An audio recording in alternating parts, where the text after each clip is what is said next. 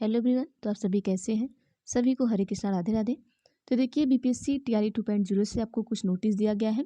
आपकी काउंसलिंग से संबंधित कुछ नोटिस है और इसे ध्यान से देखिएगा आप सभी, और इसी आधार पर आपका काउंसलिंग होगा।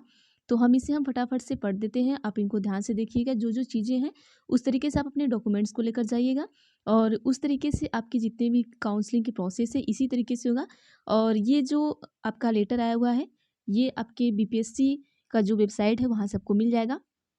तो वहाँ से भी ये लेटर आप डाउनलोड कर सकते हैं, या तो फिर ये मैं आपको कम्युनिटी पोस्ट में पोस्ट कर दूंगी, वहाँ से आप ये देख लीजिएगा। देखिए, बिहार लोक सेवा आयोग बीपीएससी द्वारा संचालित द्वितीय चरण टीआरई 2 एवं प्रथम चरण टीआरई 1 के पूरक परीक्षाफल से अनुशंसित विद्यालय अध्यापक अभ्यर्थियों की ये सूचना आपकी है।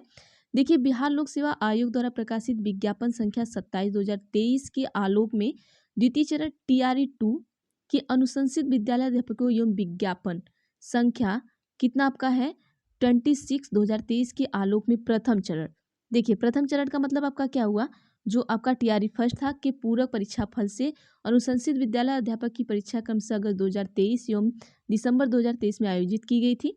जैसा कि आपका दिसंबर और अगस्त में किया गया था। तो बिहार लोक सेवा आयोग द्वारा उक्त परीक्षा परिणाम घोषित किया जा चुका है। ये आपका टीआरई फर्स्ट का बता रहे हैं ये लोग। और इसमें देखिए, ये आपका बीपीएससी का क्या है, वेबसाइट है, यहाँ पर आप देख सकते हैं जो भी चीज़ें हैं। और इसके अतिरिक्त वेबसाइट पर आपका एक और वेबसाइट यहाँ पर दी गई है, और प्रत्येक जिले के एनआईसी की वेबसाइट पर परिणाम को देखा जा सकता है। ये आपका परिणाम देखने के लिए बताया जा रहा है कि जितने भी आपके रिजल्ट आएंगे वो आप अपने बीपीएससी की वेबसाइट पर जाकर देख सकते हैं। आपके पास आपका पासवर्ड होना चाहिए, और आपका जो आईडी है वो होना चाहिए। जब भरते समय आपका आईडी पासवर्ड आपको मिला होगा, वो आप उसे ध्यान से रखिएगा। अब इनका ये कहना है, देखिए क्या कहते हैं कि सभी अभ्यर्थी अपने परिणाम के अतिरिक्त यह भी देख सकते हैं कि किस जिले में उन्हें काउंसलिंग हेतु उपस्थित होना है। मतलब जैसे ही आपका रिजल्ट आएगा तो आप यहाँ पर जाके ये भी देख सकते हैं कि आपको किस जिले में जाना है। ठीक है, आपके रिजल्ट के साथ साथ आपका जिला भी दे दिया जाएगा, और उक्त के आलोक में अनुशंसित अभ्यर्थियों को सूचित किया जाता है कि वे नीचे दी गई समय सारणी के अनुसार आवंटित जिले में शिक्षा पदाधिकारी द्वारा निर्धारित केंद्र पर पूर्वाह्न 9:30 बजे उपस्थित होना सुनिश्चित करेंगे।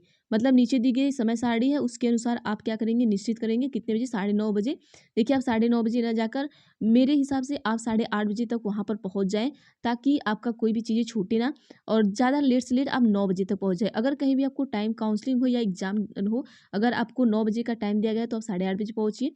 अगर 9:30 का टाइम दिया है तो आप वहाँ पर 9 बजे पहुँच जाइए, ताकि आपके लिए ये चीज़ें बहुत हड़बड़ी जैसा ना हो। देखिए, इन्होंने भी ये चीज़ें कह दी है यहाँ पर कि अनुशंसित अभ्यर्थियों को सूचित किया जाता है कि वह साड़ी के अनुसार ही पहुंचे, काउंसलिंग हेतु कोई हड़बड़ी न करें। देखिए, ये हम किसी प्रकार की आपाधापी न करें। मतलब कि आप हमेशा काउंसलिंग के लिए हड़बड़ी होता है, बहुत लेट पहुंचना, ये चीज़ें करना, तो ऐसा आपको नहीं करना है। आप एक टाइम बना लीजिए, अपना फिक्स टाइम, उस पर जाइएगा। आप अपने से नहीं बनाएंगे, क्योंकि आपको 9:30 बजे बुलाया गया है, तो आप प्लीज़ 9 बजे पहुँच जाए वहाँ पे। काउंसलिंग की तिथि अनुशंसित अभ्यर्थियों की वरीयता में कोई संभव नहीं है। मतलब देखिए, अगर आपकी जैसे काउंसलिंग अगर आपको 25 की है तो आपकी 25 को ही होगी। ऐसा नहीं कि आपको 26 को जाना होगा। तो इसकी वरीयता बिहार लोक सेवा आयोग की मेधा सूची के आधार पर सुनिश्चित करेंगे। तो ये देखिए, ये सूची है। तो 25 को किसका काउंसलिंग है, यहाँ पर आप देख सकते हैं 25 से लगातार प्राथमिक कक्षा 1-5, माध्यमिक 9-10 एवं 11-12 की है। लेकिन अभी हमने आज ये ट्विटर पे देखा है, तो उन्होंने कहा था कि 26 से शायद काउंसलिंग आपकी स्टार्ट होगी। ये इस तरीके से दिया गया है। अब ये लेटर फिर से आपको जारी हो सकता है, आप देखते रहिएगा, क्योंकि अभी आपका 25 तक तो रिजल्ट ही आने को इन्होंने बताया है। तो उस हिसाब से जैसे लेटर जारी होगा हम आपको बता देंगे, क्योंकि आज जो आपका रिजल्ट है वो उन्होंने कहा है कि आज पीआरटी का और 9-10 का शायद, और 6-8 में आपका साइंस का रिजल्ट आज देर रात तक आ सकता है। और इसके बाद देखिए, ये मध्य विद्यालय का 26 से स्टार्ट है, 6-8 का। और 27 को किसका है, 9-10 का है। फिर 20 सभी विषय का देखिए यहाँ पर दिया गया है, आपके काउंसलिंग का चीज़ें सभी विषय का दिया गया है। फिर 28 को उच्च माध्यमिक का है, और 30 को आपका प्राथमिक का। मतलब जैसे आपका एग्जाम होता गया है उस हिसाब से, जैसे सबसे पहले आपका एग्जाम किसका हुआ था, फिर उसके बाद किसका हुआ था, उस हिसाब से आपका काउंसलिंग भी होगा। तो यहाँ पे काउंसलिंग की कुछ चीज़ें नोट कराई गई हैं, उसे भी हम देख लेते हैं। जैसे काउंसलिंग की अंतिम तिथि विभाग द्वारा बाद में घोषित की जाएगी। जो अंतिम तिथि है वो बाद में घोषित की जाएगी। उपयुक्त समय सारणी में संबंधित जिला अभ्यर्थियों की संख्या को देखते हुए परिवर्तन कर सकता है। इनका कहना है कि आपका जैसे जितना बच्चे का संख्या होगा, उस हिसाब से इनको पॉसिबल है कि नहीं है वो चीज़ें, तो ये उस हिसाब से अपना समय सारणी चेंज कर सकते हैं। तो इन्होंने पहले ही बता दिया है। और अतः सभी अभ्यर्थी अपने आवंटित जिला शिक्षा पदाधिकारी कार्यालय के में संपर्क करेंगे। ऐसा नहीं है कि आपका कहीं और जिला दिया हुआ है, आप किसी दूसरे जिले में जाके काउंसलिंग कराएँगे, तो ये संभव नहीं है। आपका जिस जिले में आएगा, आप उसी जिले में जाकर काउंसलिंग कराइएगा। फिर अनुशंसित अभ्यर्थियों के लिए अनुदेश इन्होंने दिया है कुछ। इन्होंने कहा है कि निर्धारित तिथि को काउंसलिंग देने हेतु उपस्थित होने वाले अनुशंसित अभ्यर्थी द्वारा निम्नांकित कागजात को प्रस्तुत किया जाएगा। आपको क्या-क्या लेके जाना है, इसके बारे में बता देते हैं हम आपको। तो देखिए यहाँ पर क्या-क्या आपको लेकर जाना है। पहला क्या है कि बिहार लोक सेवा आयोग की विद्यालय अध्यापक नियुक्ति 2023 का मूल प्रवेश पत्र, ठीक है? जो आपका प्रवेश पत्र था, जो जिससे आपको परीक्षा के लिए एंट्री मिली थी, वो वाला प्रवेश पत्र जिस पे आप देखे होंगे कि आपके प्रवेश पत्र पर कुछ इस तरीके का एक लोगो टाइप का वो चिपकाए होंगे, तो वो वाला प्रवेश पत्र लेके जाना है। ऐसा नहीं कि वो अलग से आपको लेके जाना है, ठीक है? उसकी एक स्वप्रमाणित छाया प्रति, और आप ऐसा करिएगा कम से कम हर चीज़ों का 7 से 8 या 10 इतना क्या करें, आप छाया प्रति बनवा लें, क्योंकि आपका वो नुकसान होने वाला नहीं है, आगे आपको काम देगा। तो इस तरीके से बनवा लेंगे तो आपके लिए अच्छा रहेगा। और मूल आधार प्रमाण पत्र और उसकी स्वप्रमाणित छाया प्रति, मतलब आपका जो मेन आधार कार्ड है उसको लेना है, और उसके बाद आपकी स्वप्रमाणित मतलब आप इसका ज़ेरॉक्स कराएँगे, ज़ेरॉक्स कराने के बाद उस पे क्या करेंगे, साइन करेंगे, ठीक है? वो लेना है आपको। तीसरे में क्या लेना है, सभी शैक्षणिक व प्रशैक्षणिक प्रमाण पत्रों की मूल, मतलब जितने भी आपके डॉक्यूमेंट्स हैं, मतलब कि जो आप इंटर हाई स्कूल हुआ, बीए हुआ, फिर उसके बाद डीएलएड हुआ, सबका जो मेन या ओरिजिनल कॉपी है वो लेके जाना है आपको। और यहाँ पे क्या करना है कि बिहार लोक सेवा आयोग की वेबसाइट पर अपलोड किए गए प्रमाण पत्र, मतलब जो आपका प्रमाण पत्र जो फॉर्म भरते टाइम आपने अपलोड किया था, वहाँ से आपको लोगो मिला होगा। उस लोगो वाला जो प्रमाण पत्र है उसको भी आप डाउनलोड करेंगे और उसको भी लेके जाना है आपको। वहाँ पे क्या वाटर मार्क रहा होगा, तो वो वाटर मार्क वाला भी आपको लेके जाना है, और उसका भी एक-एक आप क्या करेंगे, स्वप्रमाणित छाया प्रति, मतलब उसका भी आप फ़ोटोकॉपी करा के लेके जाएँगे। ठीक है? इतना ले जाना है। और उसके बाद चौथा क्या लेके जाना है आपको, सी-टेट, बी-टेट या स्टेट, मतलब जिसका सी-टेट है वो सी-टेट, जिसका बी-टेट है वो बी-टेट, और जिसका एस-टेट है उसका आप मेन कॉपी लेकर जाएँगे।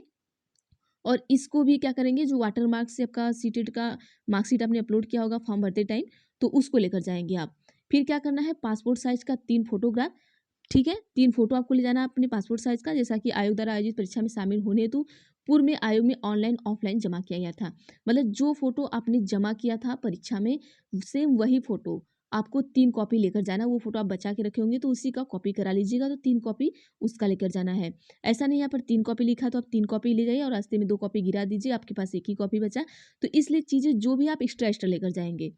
छठवां क्या है आपका कि आचरण दौर से संबंधित मूल प्रमाण पत्र, उसकी एक बिहार लोक सेवा आयोग की वेबसाइट से डाउनलोड वाटरमार्क प्रति व स्वप्रमाणित छाया प्रति। तो देखिए जो आपका जिसको आरक्षण मिला है, तो उन्होंने आरक्षण का भी आपने वहाँ पे फॉर्म भरते टाइम अगर अपलोड किया होगा, तो वो आप लेके जाएँगे और उसका एक मूल प्रति लेके जाएँगे। जो वाटर मार्क का है उसको भी ले जाना है और एक मूल प्रति लेके जाना है।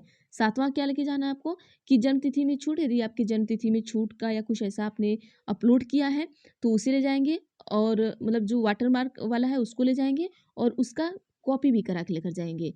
फिर काउंसलिंग हेतु उपस्थित होने वाले 9, 10, 11, 12 के सफल अभ्यर्थी ओरिएंटेशन मतलब लगभग 2 सप्ताह हेतु तैयारी के साथ आएँगे। मतलब कि ये कहा गया है कि जो काउंसलिंग है, आप ऐसा नहीं कि तुरंत जाइए काउंसलिंग में और तुरंत आपको घर वापस भेज दिया जाएगा काउंसलिंग कराकर। ऐसा इन्होंने नहीं कहा है, इन्होंने साफ-साफ कहा है कि अगर आप आ रहे हैं काउंसलिंग के लिए, तो ओरिएंटेशन मतलब लगभग 2 सप्ताह हेतु तैयारी के साथ आएँगे आप। 2 सप्ताह के लिए आप 15 दिन के लिए आप वहाँ जाएँगे, ताकि वो अपनी पूरी तरीके से आपका काउंसलिंग और जो भी है ट्रेनिंग-वेनिंग जो भी है वो आपको करा सके। तो ऐसा नहीं है कि बस हम एक कपड़ा लिए और बैग लिए चल दिए, ऐसा आप मत करिएगा, ठीक है? अनुशंसित अभ्यर्थी अपने आधार कार्ड एवं इसमें लिंक्ड मोबाइल नंबर के साथ उपस्थित होंगे। जैसे कि जो आपका आधार कार्ड है, आधार कार्ड में आपका जो नंबर लिंक है वही मोबाइल नंबर आप लेकर जाएँगे, ताकि आपको वहाँ पर कोई परेशानी ना हो, ठीक है? पंचायती राज नगर निकायों के नियुक्त शिक्षक एवं आयोग द्वारा अनुशंसित अभ्यर्थी औपबंधिक नियुक्ति के पश्चात एक पक्ष के अंदर अपने नियोजन निकाय से अनापत्ति प्रमाण पत्र, विवरण प्रमाण पत्र पर संबंधित जिला पदाधिकारी को समर्पित करेंगे। ये आप देख लीजिएगा, पढ़ लीजिएगा। और अनुशंसित अभ्यर्थी अपने बैंक अकाउंट नंबर के साथ, देखिए यहाँ पर क्या है कि आप क्या करेंगे कि बैंक अकाउंट नंबर के साथ कंसल्ड चेक पासबुक की प्रति भी साथ ले आएंगे। पासबुक भी आपको लेकर जाना है साथ में, ठीक है। पासबुक नहीं ले जाएंगे तो समझ लीजिए आप लोग को जो सैलरी है वो किसी और के खाते में चली जाएगी। अब यहाँ पर क्या है कि पैन नंबर से संबंधित पैन कार्ड भी लेते आएंगे, आप पैन कार्ड भी लेकर जाएंगे, ठीक है। समझ लीजिए जितने डॉक्यूमेंट है सारा इकट्ठा कर लीजिए और सारा आपको लेके जाना है। जिला शिक्षा पदाधिकारी हेतु निर्देशन है। अब अनुशंसित अभ्यर्थी को काउंसलिंग हेतु स्थल पर चयन वहां तक पहुंचने सूचना कार्यालय कर पट पर प्रदर्शित करना। जहां अभ्यर्थियों की संख्या अधिक हो वहां जिले मेरिट लिस्ट अथवा कोटिवार विषयों के अनुसार समय सारणी तय करेंगे।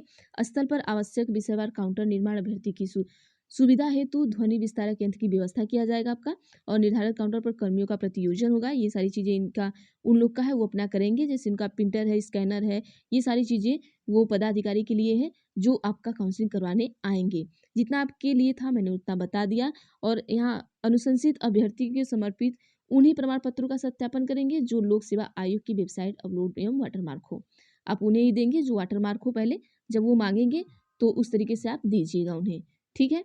और काउंसलिंग स्थल के समीप बैंक अकाउंट खोलने के लिए काउंटर उपयुक्त विशेष जानकारी के लिए शिक्षा पदाधिकारी से संपर्क किया जा सकता है। मतलब अगर आपको अकाउंट खोलना है, अगर बिहार में खोलना है तो आप वहाँ पे जो पदाधिकारी है वहाँ से आप संपर्क करिए, वहाँ से आप अपना अकाउंट खुलवा लीजिए और वहाँ का पासबुक आप जमा कर दीजिए ताकि आपका बिहार में ही पैसा आए। इस तरीके से आप कर सकते हैं। तो ये पहले तो आप अपना यहाँ से, अगर आप यूपी से हैं, झारखंड से हैं या पश्चिम बंगाल से कहीं से भी हैं, तो आप अपना सारा बैंक अकाउंट ये सब चीज़ें लेकर जाइएगा। फिर वहाँ जाइएगा तो उस हिसाब से देखिएगा क्या है। और आवेदन प्रपत्र एवं विस्तृत विवरण के लिए आप ये बिहार की वेबसाइट जो है ये गवर्नमेंट की, यहाँ पर जाकर देख सकते हैं। तो ये चीज़ें रही आपका। तो इस तरीके से आप कोई भी डॉक्यूमेंट छोड़िएगा नहीं और सारी चीज़ें आप लेकर जाइएगा। तो एक बार इसको आप अच्छी तरीके से पढ़ लीजिएगा कि क्या क्या लेकर जाना है।